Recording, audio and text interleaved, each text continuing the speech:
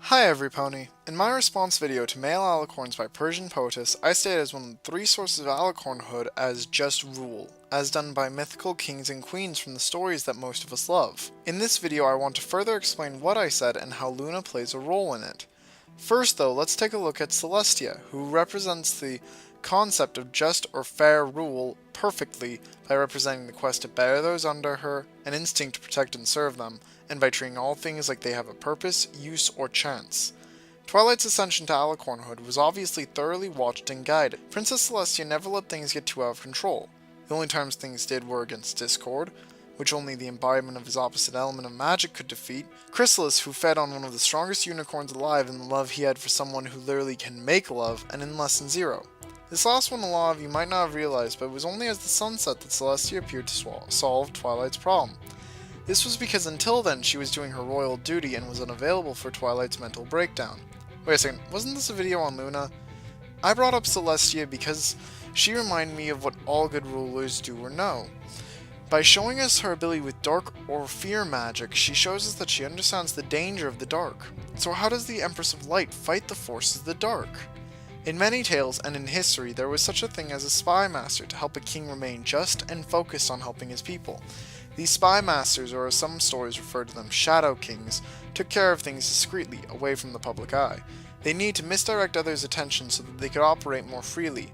Luna has all the skills for this. She uses illusion magic and shapeshifting magic in Nightmare Night, with what seems to be the same proficiency as back as Nightmare Moon. Then of course there is the animation magic from the same episode and dream walking in Sleepless in Ponyville. She also had a cute adorable form from 1,000 years ago. Why do I bring this up? If Celestia looked anything 1,000 years ago like she does now, and if the form Luna takes after the nightmare forces are defeated is her look from then all eyes would have been on the more commanding, powerful figure, not the cute little filly who hides in the back. As the darker half of the day's cycle, it only makes sense that while Celestia handled running the kingdom, Luna handled the nasty ponies who came out after dark. All good Spymasters want to be the Shadow King though, and for a reason. Shadow King is a darker denomination. This is because it is usually used once some pony has turned the ruler into his or her puppet. Luna's felt like her skills and hard work were being neglected, but she couldn't reveal her skill set because then she wouldn't be able to help the ponies the only way her and her sister could. Then the Nightmare's forces came and she took over and blah de blah de blah. Cut to the present. Luna has changed visually rather dramatically, hasn't she? Now I might be looking too far into the look change, but maybe it's because she is being made a more public figure. Or maybe she wants to stand out as much as her sister. Why might this change have occurred though? Maybe her eyes have been opened to how fast some ponies can care about an introvert, or someone who hides away. Twilight, there might be more to your book worminess than we thought. So Luna changed her look and now she uses her powers to help ponies in a more direct manner like Scootaloo in Sleepless in Ponyville. Why do we care? I mean, her character did a 180 and can no longer be considered a Spymaster if she's doing this directly. That's because I don't think that's true. Luna came back and just like Discord, we didn't see her for a while. The Just Ruler Celestia no doubt needed her help finding better solutions to the underworld of Equestria though, hence why we didn't see her for a season and why she hadn't spent any time with other ponies. Also, I still think she craves to be in the spotlight, but she can't just take it like she did before because she cares more about friends and her image. This all leads to my thoughts on why Luna wasn't at the wedding.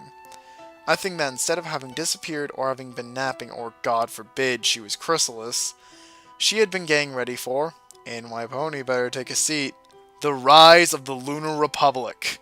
As a Spymaster / tactician, and not to mention Dreamwalker, I don't see any way she didn't know Cadence was a faker and that she had A. laid elaborate traps she could activate throughout Canterlot to fight the changelings and give her an advantage against Chrysalis, B. had a secret army ready to move in an instant, who thought Luna would be a much better leader or were sick of Celestia, or C. collecting hidden away magical artifacts that she had hidden or given away in safe locations for just this opportunity. All three of these allow her to be the hero and save all of Equestria after making Celestia look bad or incompetent. This would have set the base for her to begin chipping away at her sister's rule and take the crown. Of course, when love saved the day, no pony, especially Celestia, is going to question what keeps the Princess of the Night busy during the day. So she went back to being Spymaster, waiting for when next the opportunity comes. A final note, Celestia, in her rule as a just ruler, was amazingly done in seeking out advisors she could count on and keep her in check. I am of course referring to the decision to let Twilight become an alicorn. This spreads the power out more, and no just or good ruler ever keeps all the power in their hands alone unless they don't want to hold it for very long. This has been Line Space, trying to remember my dreams.